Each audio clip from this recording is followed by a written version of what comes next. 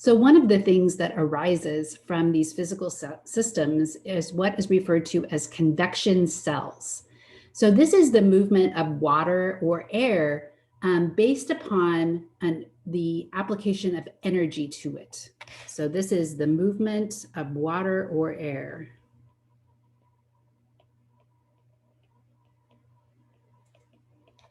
Due to application of energy.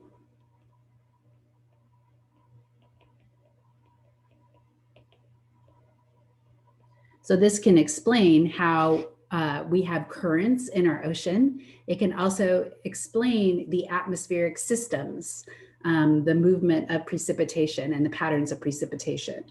So when we look at these convection cells, what the idea is that as you increase the heat of water, it's going to become less dense.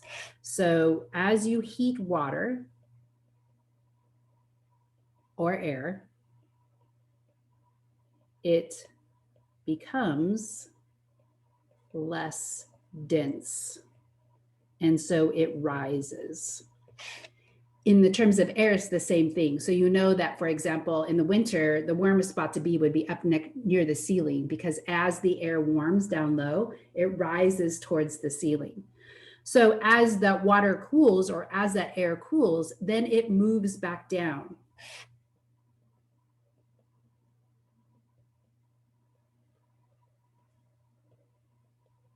So it becomes more dense and it sinks. Okay, so let's look at what happens, like, for example, if you're heating up a pot of water. So in this diagram, we show the application of energy. So here we have an energy source. It's heating up the water. So the water is going to rise to the top. And then when it gets to the top, you're going to have cooling, because it's going to give up some of that heat towards the air. So you remember that heat is just the movement of molecules. So as they move, they vibrate, they move and bounce against each other. And so it becomes less dense as it rises, and then it becomes more dense as it sinks. So then it will come back down, okay? So we could ask ourselves, what is the source of energy on our planet? It's not the core of the planet necessarily in most cases, it's solar energy. So we can look at where solar energy is the greatest, and we can see that the amount of solar energy depends upon latitude. So latitude is like a ladder. So it would be this way. These other lines are referred to as longitude. So the middle of our planet is called the equator. So that is at 0 degrees latitude. And you'll notice here that it gets the most amount of sunlight. So that is where water is going to get warm, and then, or air is going to get warm. And then as we move towards the poles, we get less sunlight. So it's going to move towards either north or south pole. And then once it starts to cool, it's going to drop back down again.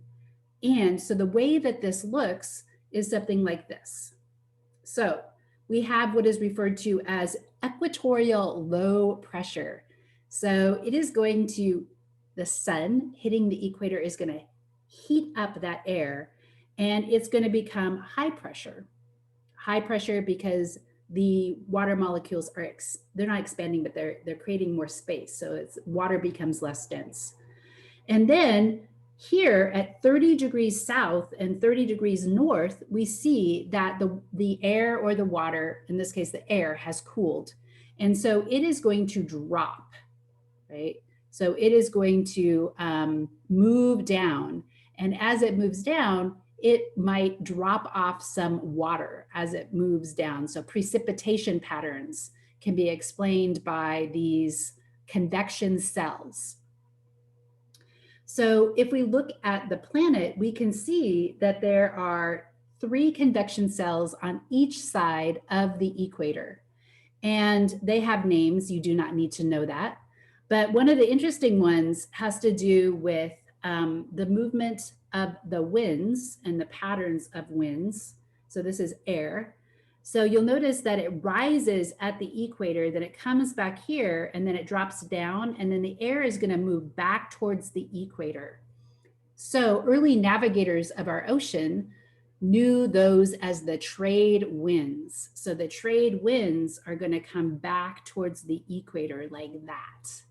So that is an interesting one. You can also see here that it can, there's other cells that pick up energy and distribute them, right, towards the polar. So these are convection cells that help to determine the physical systems like the atmospheric and precipitation and wind and also ocean currents. So let's look at why we don't just have the winds and the ocean, specifically the winds, moving moving north and south. So this predicts that it's just going to move either north or south, right? So why do we get wind? Why do we get our wind coming from the west in Oregon, for example? Why is that? And so it actually has to do with the spinning of our planet. So this is called the Coriolis Effect. So I'll write it bigger, Coriolis Effect. And so notice here, it depends upon which way or which direction you are from the equator. So if you are in the southern hemisphere, it's going to move things in this direction, right? And if you are in the northern hemisphere, it is going to move things in this direction.